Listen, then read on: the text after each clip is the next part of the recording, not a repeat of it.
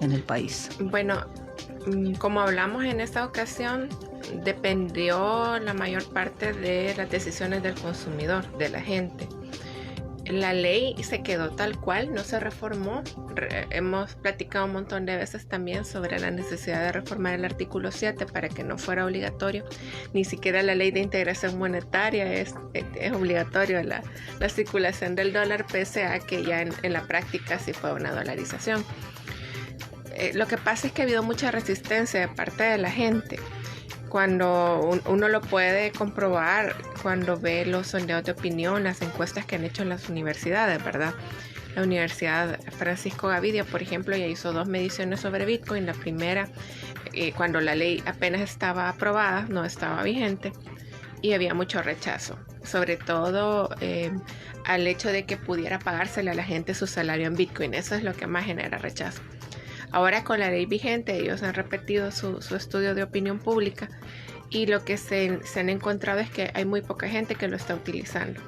Lo mismo ha sucedido con un enfoque bien diferente, la Fundación Salvadoreña para el Desarrollo Económico y Social, FUSAD, que ellos tienen un chip más empresarial. Ellos hacen su encuesta de dinámica empresarial y aún en esta, tanto del lado del consumidor como del lado de los empresarios, se han podido ver, por ejemplo, que menos del 10% de la gente ha hecho en algún momento alguna operación con Bitcoin. Y por el lado de los empresarios también es alrededor de un 9% los que en algún momento han recibido o hecho algún pago con Bitcoin. Entonces tenemos 1 mes y medio apenas de vigencia de la ley. No hay un uso masificado. Eso tenía mucho que ver con la parte de los impactos que uno podía prever. No hemos visto por el momento distorsiones de la masa monetaria porque una fuente importante de los dólares que entran a nuestra economía son las remesas, y las remesas, pese a lo que dicen los funcionarios del Ejecutivo, en principio hablaban, por ejemplo, de que $1 millón diarios estaban entrando vía el Chivo Coin. Que bueno, no hay que decir las cosas también muy claramente, que no hay manera de saber si estos datos son reales o no, porque la información sobre de las mismas fuentes, sí, empresa, estado, sí, la Chivo Wallet, sí, yo quisiera que la gente que nos esté escuchando tuviera bien claro que la Chivo Wallet es una SADCB, es una empresa privada.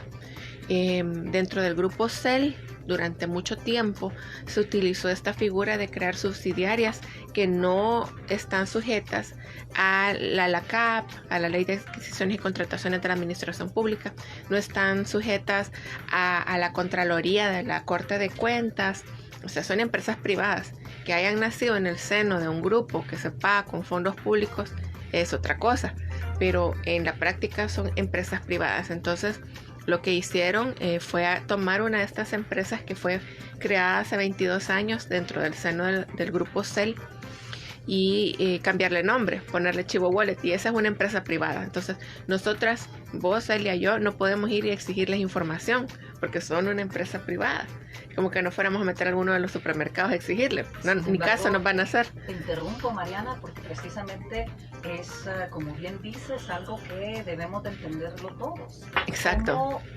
Como en la propaganda, publicidad oficial, ya no distingo qué de las dos cosas es, hay una insistencia de que Chivo Wallet es una empresa estatal, es una empresa del Estado. No obstante, ya varios medios serios han advertido lo que sí. está señalando. ¿Qué Chivo Wallet entonces?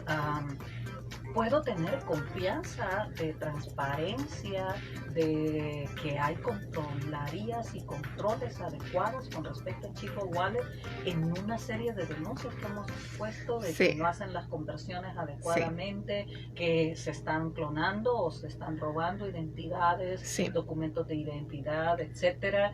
¿Qué es la Chivo Wallet entonces? Bueno, yo te podría decir que soy ingeniera química, pero en la Universidad de El Salvador, si vos vas a ver, lo que hay es registro de que yo estudié periodismo. Entonces lo mismo pasa con la Chivo Wallet.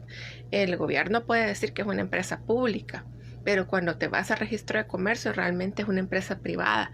Funciona como una empresa privada y bajo las reglas de la empresa privada. Lo único que esa inversión de casi $300 millones que ha requerido montar todo el funcionamiento de la ley de Bitcoin, casi 300 millones. Una empresa privada. Ajá, para todo el funcionamiento, o sea, desde la creación del fideicomiso, las cabinas, sí, el call center que se pagó para atender a la gente, toda la parte de la plataforma tecnológica, las al menos 4 empresas tecnológicas que han sido contratadas por el gobierno para que esto opere. En la asamblea se pidió la aprobación de 230 millones, más todos los gastos adicionales que no sabemos cómo se han ido para allá, y todo para que opere una empresa privada. Eso por un lado. Y eso está ahí, o sea, ahí sí como ciudadano puede ir usted y pedir el registro y se va a dar cuenta que eso es una SADCB. Entonces no importa lo que diga nadie, el hecho es que es una SADCB. Entonces no tenemos la capacidad como ciudadanos de ir y pedir información. Adicionalmente, como hay un fideicomiso de 150 millones de dólares que está administrado por el Banco de Desarrollo de El Salvador, Bandesal, hubo un grupo de ciudadanos que fueron a pedir la información sobre todo esto y la declararon reservada. O sea, acá, y paréntesis, ¿verdad? Hasta la información de cómo van a demoler la Biblioteca Nacional está declarada reservada por 7 años. Entonces, hay cero transparencia. Entonces, en este contexto, por ejemplo, que me digan a mí que está entrando $1 millón al día de remesa, yo no tengo cómo comprobarlo. Primero, no hay cómo contrastarlo, es únicamente la versión oficial y debemos de creer en ella. Entonces. Y más recientemente la cambiaron y dijeron que son 2 millones los que están entrando, pero no aunque fuera eso, digamos que son 2 millones diarios, son 365 días en el año. Entonces estamos hablando de que están entrando $730 millones en remesas por la Chivo Wallet, pero el flujo de remesas a El Salvador es de más de $7,000 millones. El 23% del Producto Interno Bruto, sí, prácticamente. Entonces no es ni un 10% lo que estaría ingresando a través de la Chivo Wallet por el momento. Entonces eso no generaría distorsión. Lo que sí puede generar distorsión, y quizás lo vamos a hablar más adelante, más despacio, es la cantidad de evidencias que están surgiendo de que lo que se maneja dentro de los saldos de la Chivo Wallet no son dólares ni bitcoins, sino que son un tipo de token electrónico, de anotaciones electrónicas en cuenta que realmente no tienen dólares reales de respaldo. Y eso es un problema porque es como que tuviéramos una maquinita de imprimir dólares sin control, que eso sí distorsiona la economía. Pero volviendo a la pregunta que me hacías, sí hay también un montón de denuncias, hay organizaciones como Acción Ciudadana, Cristosal, que han presentado ya demandas contra la Chivo Wallet por el tema de la suplantación de identidad. Porque es súper común que la gente, incluso la gente que no tenía ningún interés en bajar la aplicación, de repente empezaron a escuchar estos casos de que cuando una persona quería registrarse ya aparecía su número de DUI registrado, ya cobrado el bono de los $30, por supuesto, que queremos nosotros que es la principal motivación para que esto se haya dado. Sabemos que hay un montón de empresas comerciales, de personas que se dedican a las cobranzas, a las ventas, que tienen acceso a esta base de datos de DUI. Hay quienes son un poco más gozados y dicen, no, si el que tiene todos nuestros datos es el gobierno, por ahí debe de venir también. El hecho es que se han acumulado gran cantidad de denuncias de personas que han descubierto que su DUI ya se registró y que aparecen como una cuenta activa y que puede recibir. Entonces eso es peligrosísimo desde donde lo veamos. No solo por la parte de que ocupen tu DUI sin tu autorización para cualquier cosa es delito, sino que además el día de mañana aparece una denuncia de que alguien cobró una extorsión y esa extorsión se pagó a tu cuenta con tu DUI en la Chivo Wallet. La persona que va a salir perjudicada sos vos. Y vámonos a un ejemplo más reciente. Ayer se dio el fenómeno de los millonarios de la Chivo Wallet.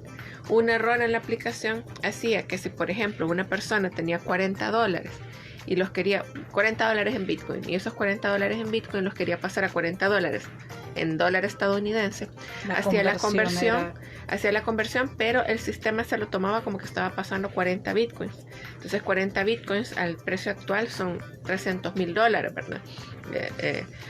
3 millones de dólares. Entonces al hacer la conversión le aparecía el saldo en millones de dólares, en cientos de miles de dólares, y le aparecía un saldo negativo del lado del Bitcoin. Entonces hubo gente que incluso sacó, yo los invito a que le den seguimiento para que vean que estos no son inventos de nadie. Hay un montón de grupos en Facebook que se han creado con el nombre de Chivo Wallet, donde la gente está como compartiendo tips que realmente son como han descubierto como fallas del sistema que permiten sacarle ventaja a la Chivo Wallet porque no cobra comisión, que no son eso gratis. Es relativo. No son gratis. Al momento de que la conversión a dólares es imposible que no haya una comisión. Sí, pero digamos como usuario no la vemos como en otras billeteras, pero además eso sí tiene un costo que al final con dinero público se está cubriendo. Hay que aclarar. Pero bueno, en estos grupos empezaron a subir las capturas de pantalla de que, hey, me aparecieron $500,000, me aparecieron unos millones, y así. Y hubo gente que sí sacó el dinero a su cuenta de banco, ¿verdad? Y luego estaban poniendo en los mismos grupos, hey, ya me hablaron que lo devuelva, ya me dijeron que me van a demandar, que me van a llevar a la cárcel, que por proceso si no lo devuelvo. Fue solo desorden. Eso fue ayer. Anteayer había habido otro problema que me imagino que la mayoría de gente leyó, que tienen acceso a Twitter, en la cuenta de Chivo Wallet, en la que estaban hablando de scalping, y que era fraude el scalping. Después lo borraron y pusieron otro tweet donde dijeron que bueno, que no era legal, pero que pues sí, no era correcto. Y era que la gente estaba tomando ventaja de la ventana de 1 minuto en la que estaba congelado el precio del Bitcoin. Entonces lo que hacían era comprar Bitcoin cuando estaba barato y venderlo cuando estaba caro, y eso lo podían seguir haciendo. Y imaginemos que cada Bitcoin vale $1. Entonces yo tenía mi Bitcoin que valía $1, pero yo veía en internet que el Bitcoin estaba subiendo. Entonces, aunque en la Chivo me pareciera que valía $1, entonces yo sabía que ese Bitcoin estaba valiendo $2 ya. Entonces, con mi dólar que yo tenía en la Chivo, compraba mi Bitcoin de $1. Cuando la Chivo se actualizaba y ese Bitcoin ya valía $2, venía yo y lo cambiaba a $1 otra vez. Entonces ya tenía $2. Pero entonces yo veía que el Bitcoin estaba a $3 ya. Y con los $2 que yo tenía podía comprar en mi Chivo, porque en la Chivo todavía me parecía $2. Entonces con mis $2 compraba otro Bitcoin. Veía que entonces ya no valía 3, sino que valía 4, y así. Y entonces lo que empezó como $1 se podía seguir creciendo la cantidad de veces que yo hiciera. Sí, el scalping es una técnica de hacer trading a muy corto plazo, que es bien común. Lo que pasa es que no es tan rentable porque las plataformas, las billeteras te cobran una comisión por cada vez que haces eso, pero el archivo no te cobra. Entonces lo vieron como una posibilidad, y lo que hizo el archivo fue suspender la actualización de la cotización del Bitcoin, de ese cambio de valor en la aplicación, y eso generó un montón de descontento en los usuarios. Eso fue anteayer, y ayer se dio el error de los millonarios de Bitcoin. Pero ¿por qué estoy explicando esto? No solo para que la gente sepa, porque sí es importante que se sepa todas las fallas que está teniendo la app, sino que también porque, por ejemplo, vengo yo y te robé tu DUI, y entonces mi cuenta la tengo con tu DUI. Vi yo que los $5 que yo tenía se me hicieron $100,000 y los saqué a mi cuenta.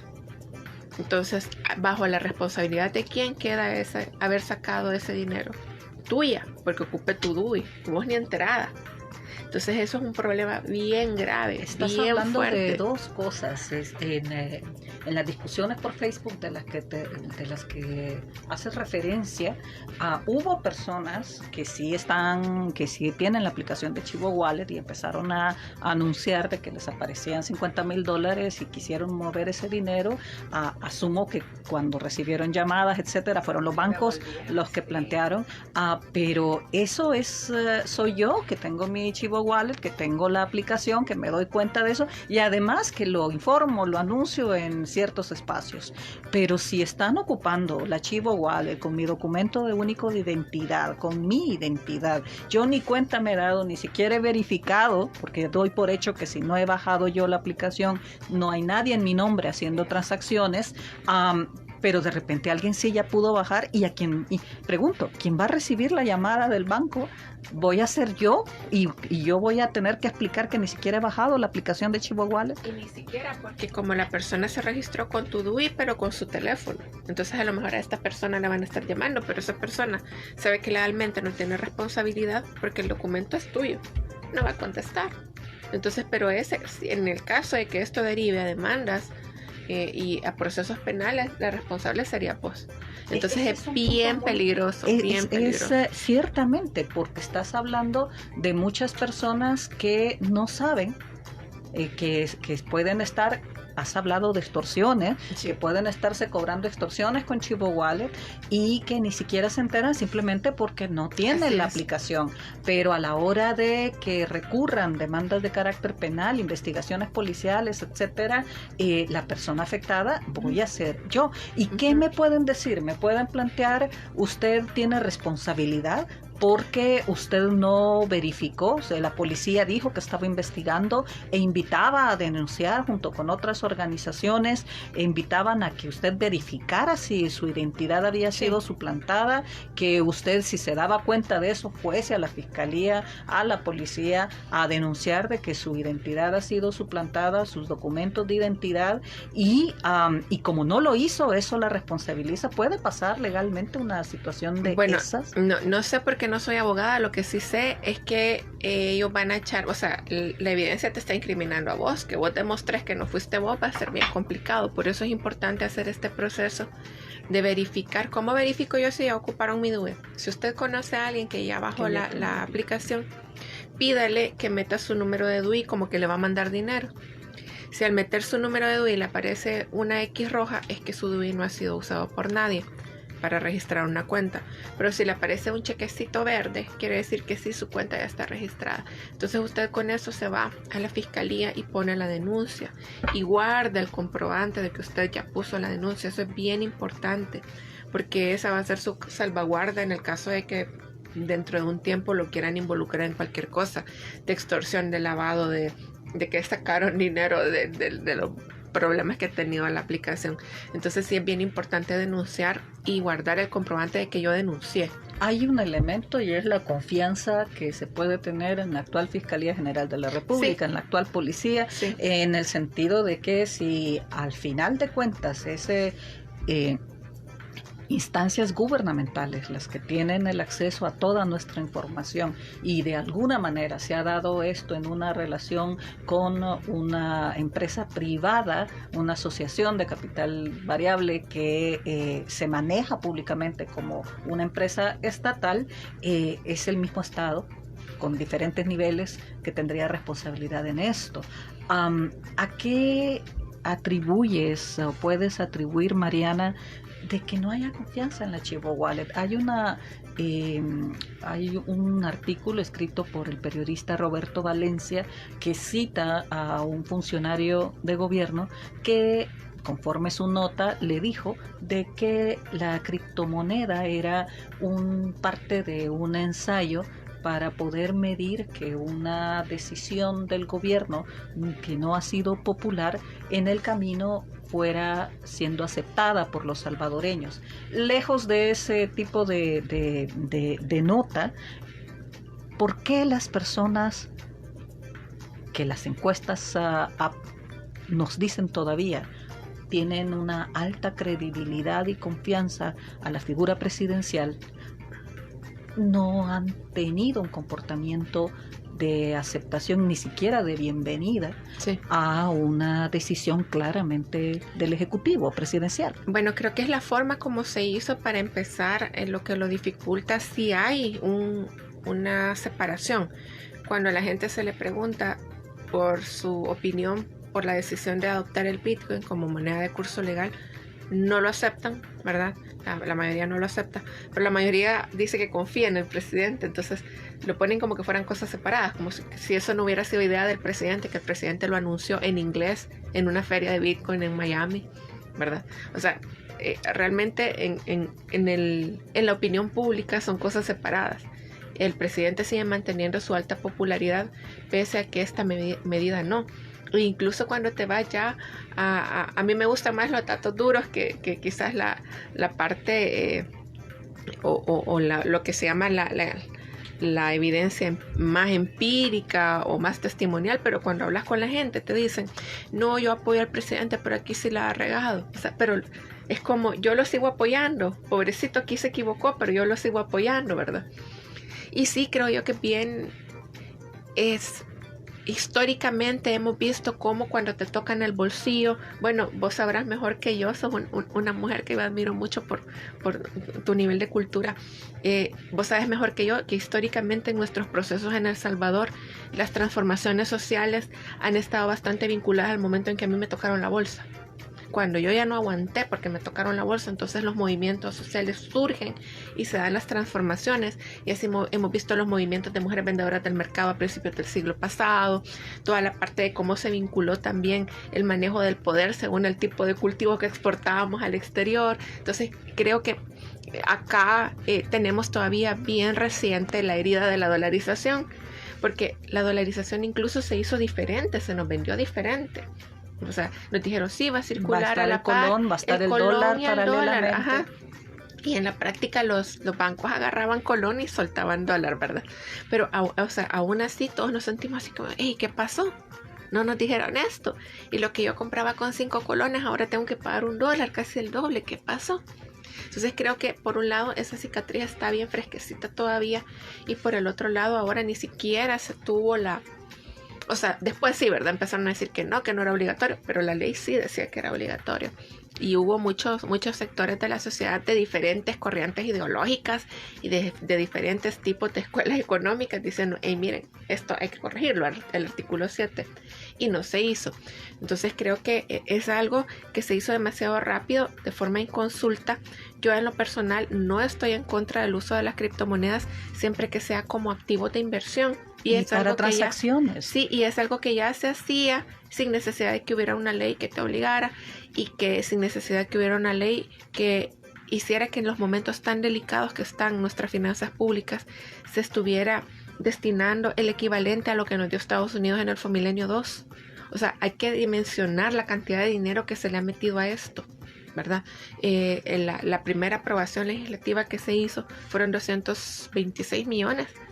El Fomilenio 2 fueron 221 millones para ejecutar en 5 años para el desarrollo del país. O sea, tenemos que ver la cantidad, o sea, la inversión económica que se ha hecho a esto. Y después el presidente viene y sale diciendo que por el cambio del Bitcoin al dólar, que es otra cosa, nos echaríamos un programa entero debatiendo aquí cómo es que se supone que ya repartió Bitcoin, pero tiene ganancia de un Bitcoin que ya no tiene. Pero decía él que por la convertibilidad y el aumento del precio que ha tenido el Bitcoin recientemente, tenían un excedente de $4 millones en el fondo y que van a construir un hospital veterinario. Aunque eso fuera cierto, son 4 millones que han ganado sobre una inversión de casi 300 que millones son del Estado. Entonces, en términos de costo-beneficio, es muy poco para la cantidad de complicaciones que se pueden dar. Entonces creo que la gente lo empieza a percibir, y además el contexto económico no es favorable. Ahorita tenemos una situación de inflación mundial. Esto no es solo de El Salvador. En El Salvador hemos estado acostumbrados, desde cuando pasó la crisis de 2008, hemos estado acostumbrados a la estabilidad que nos da, una de las pocas cosas buenas que trajo el dólar, la estabilidad que da que estamos dolarizados, que no somos un país que está afectado por el riesgo cambiario de su moneda. Entonces hemos estado acostumbrados a una inflación anual que ronda el 1%.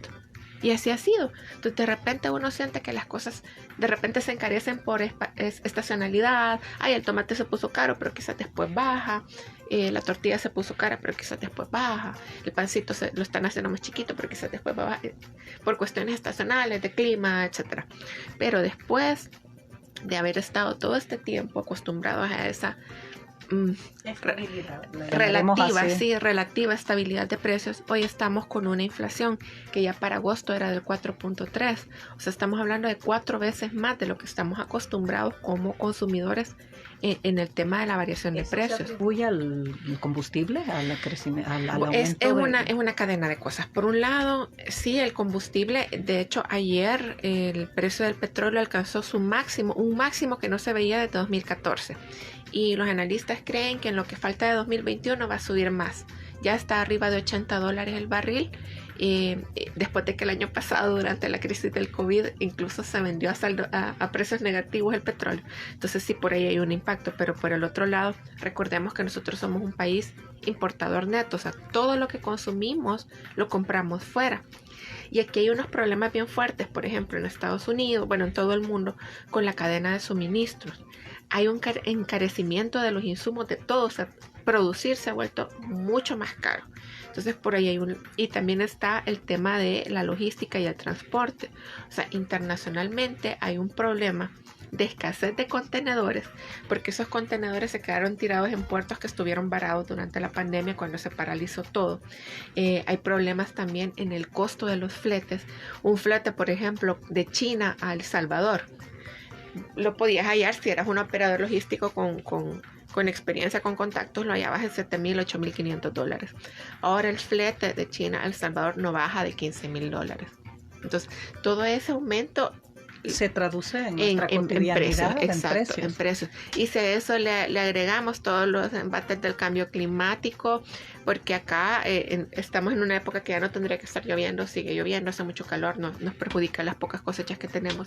Y un factor bien importante fue la distorsión que generó el hecho de que el gobierno desde el año pasado le haya apostado a importar granos de México para entregar los paquetes solidarios, el PES. Entonces, en lugar de apostarle a los productores locales y decir, ok, que tienen maíz, tienen frijol, se los voy a comprar y voy a dar el PES, esto hubiera promovido mucho la producción interna, que es algo que nosotros, bueno, hemos hablado de esto en ocasiones anteriores, la autonomía alimentaria.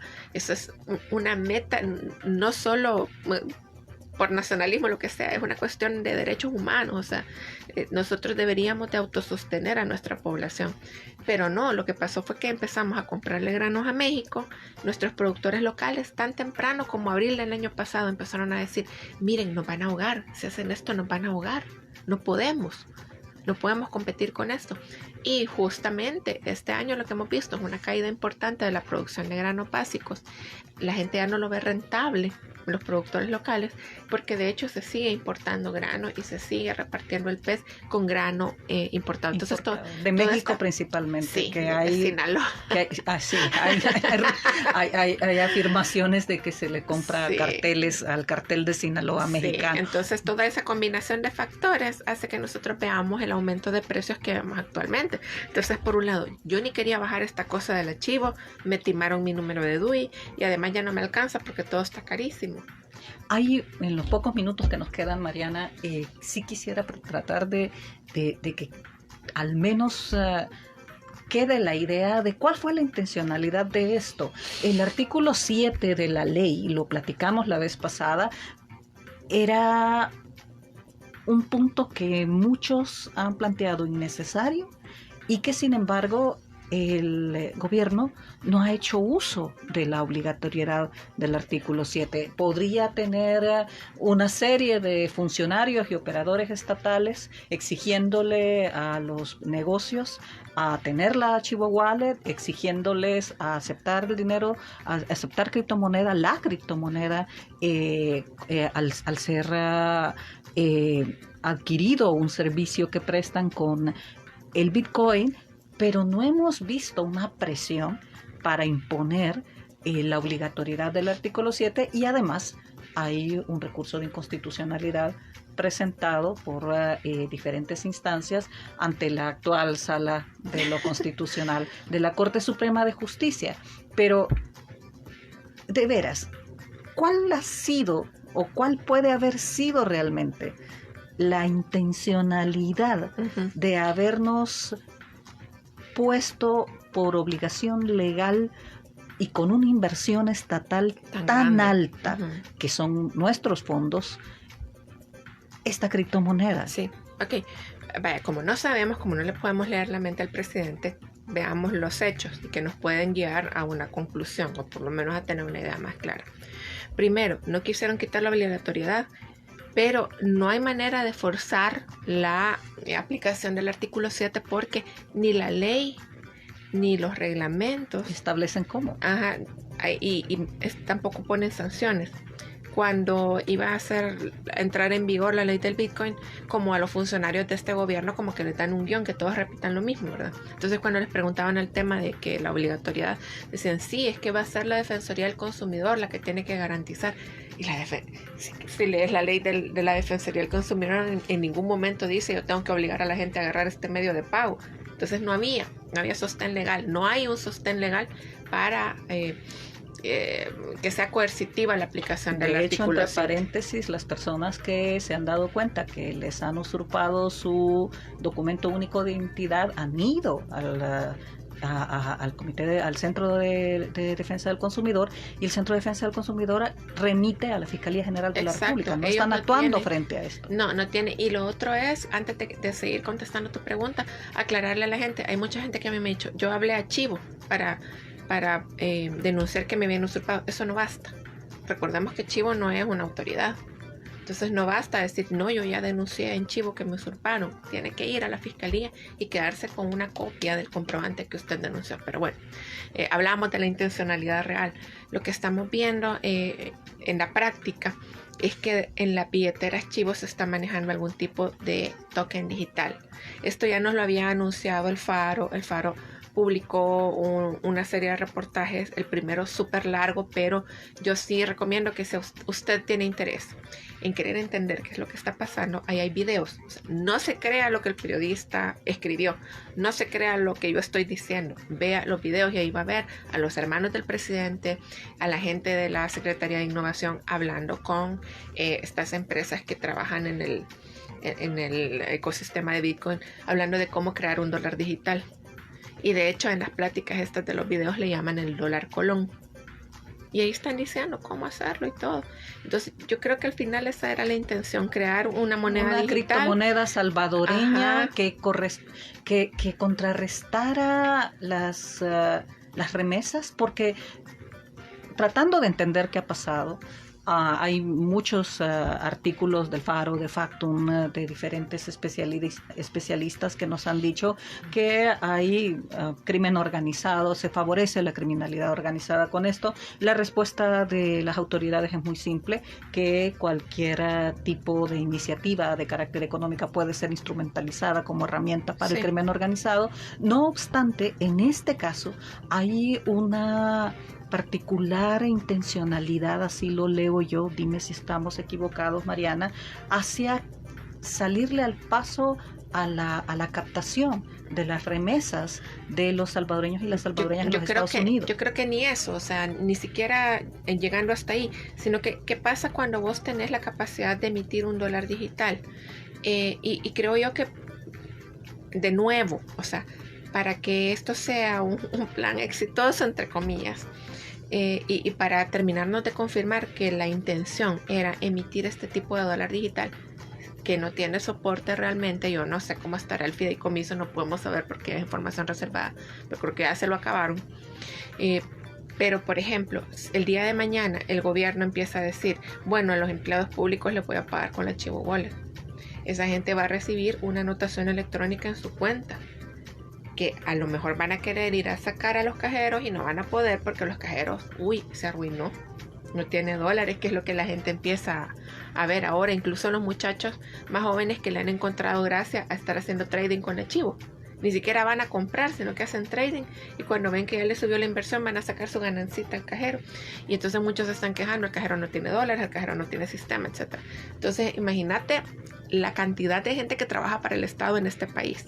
De hecho, si vemos las cifras de empleo para El Salvador en 2021, hay 6,000 empleos nuevos en el sector público y solo 1,000 empleos nuevos en el sector privado. Entonces la carga del aparato estatal es bien grande. Imagínate que toda esta gente se le empieza a pagar con la Chivo Wallet, y esta gente va a querer ir a sacar los dólares, no van a poder, van a tener que empezar a comprar con la billetera. Entonces todos vamos a estar operando en nuestra economía no con dólares ni con Bitcoin, sino que con estos tokens electrónicos. Y luego viene el gobierno y dice, bueno, a los proveedores del Estado les vamos a pagar también con la Chivo Wallet. Y la ley lo permite, ¿verdad? Entonces vienen, le pagan al proveedor, vos como proveedora querés ir a sacar tus dólares, de nuevo el cajero no te sirvió, lo querés pasar a tu cuenta, se trabó, entonces ni modo, vamos a tener que estar operando todos, transando en ese tipo de... La obligatoriedad se convierte y se impone en la práctica. Y por ejemplo, si queremos entender, esto no es algo nuevo, lo nuevo es el formato, pero cuando nos remitimos, por ejemplo, a la Argentina de por allá por los 2000, ellos estaban en una crisis similar y el gobierno empezó a emitir unos certificados. O sea, yo te pagaba el 70% de tu salario como empleada pública con mis pesos, ¿verdad? como yo no podía seguir imprimiendo pesos por todo lo que estaba en ese momento, los invito a leer este caso. Y te pagaba el 30% de tu salario con un certificado que te servía para ir a comprar producto argentino al súper. A esos certificados, que parecían unos billetotes así grandes, se les puso de apodo patacón. Entonces de repente la gente, en lugar de recibir dinero, empezaba a recibir patacones. Y yo, ¿qué hago con esto si yo necesito dinero? Entonces se hizo un mercado negro de patacones. Yo te decía, vaya, dame ese patacón tuyo que vale 100 pesos, yo te lo voy a comprar en 50, que ya se dio con el bono de los $30 del archivo. ¿Cuánta gente no anduvo comprando los bonos dando un billete a 20? ¿Verdad? Entonces se hizo todo un mercado negro de patacones. Bueno, hasta ya entrado el siglo XXI, todavía había la remisión de los últimos patacones que andaban en la economía. Pero fue una distorsión terrible que ya vimos cómo terminó en Argentina el asunto. Producto también con el tema de la dolarización. Es que en Argentina no hubo dolarización, pero sí hubo muchos argentinos adquiriendo dólares lo más pronto posible con respecto a su peso argentino. Bueno, pero esto al final la raíz podría entenderse de la misma manera, Mariana. La gente lo que quería era el dólar. Sí. Este tema del patacón se dio previo al corralito y previo a todo esto, pero ya te muestra la desesperación de un Estado que no cuenta con suficiente liquidez, con suficiente dinero para operar. Entonces buscan maneras. Entonces aquí estaríamos con patacones digitales transando entre nosotros porque no hay manera de convertirlo en dólar, porque no hay un dólar que lo esté respaldando. Entonces, si queremos tratar de entender para dónde va esto, por ahí podría ser.